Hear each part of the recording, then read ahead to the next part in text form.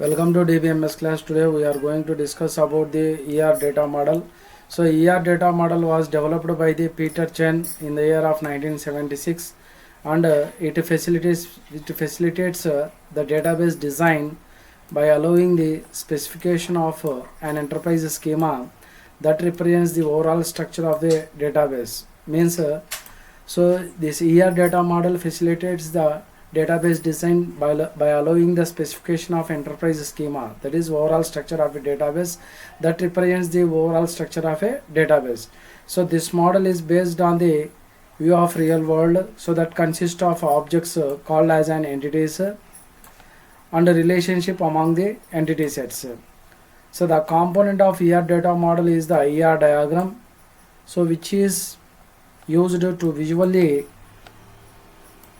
represent the data objects and the relationship between them.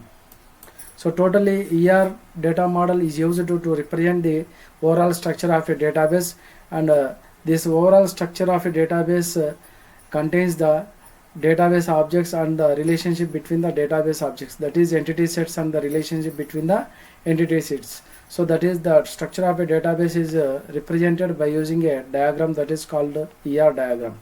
So next we will discuss about the features of ER data model.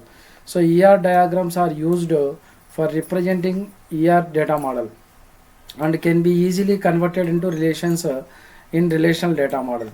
So it is very simple and easy to understand. That is, ER data model is very simple and easy to learn. So next, advantage of ER data model. So first one is conceptual simplicity.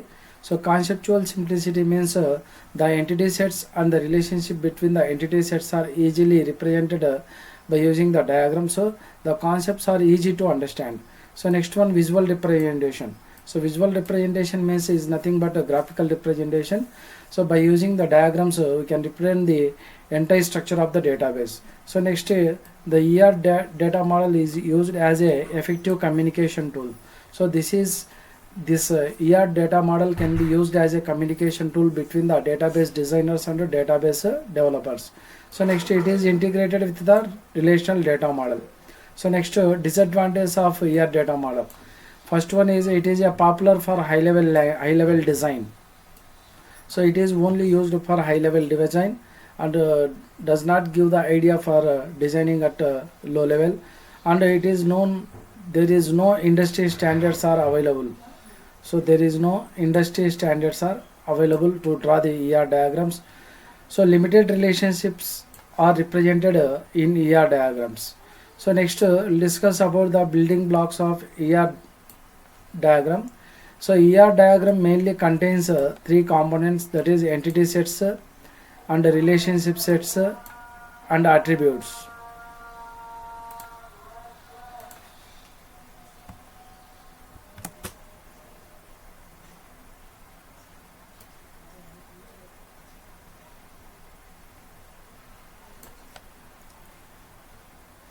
And attributes.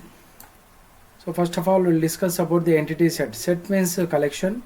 So entity set contains the collection of entities that shares the same type of properties. So that is, entity set is a collection of entities that shares the same properties. So an entity is nothing but anything about which the data are collected and stored. So that is, collection of entities are called as an entity set. So next we will discuss about the relationship set.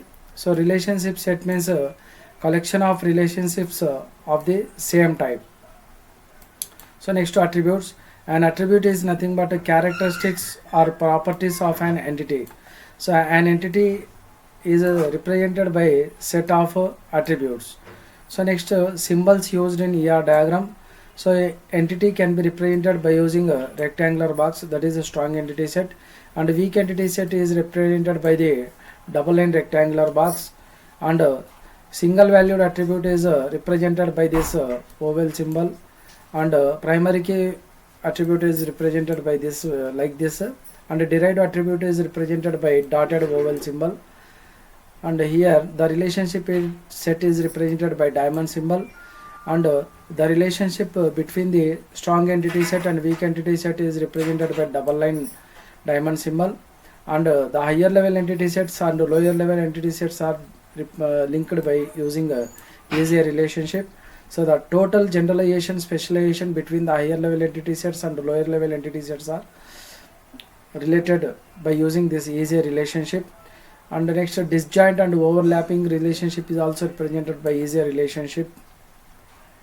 So next, here the relationship types one to one, one to many are represented by using this symbol. So this is this star here, to star in this position, star indicates many to many relationship, and like this manner also we can represent many to many relationship, and this is many to one relationship. So by using ER diagram we can represent many to one relationship like this. So this is, these two symbols are one to one relationship, so these two symbols represent the one to many relationship.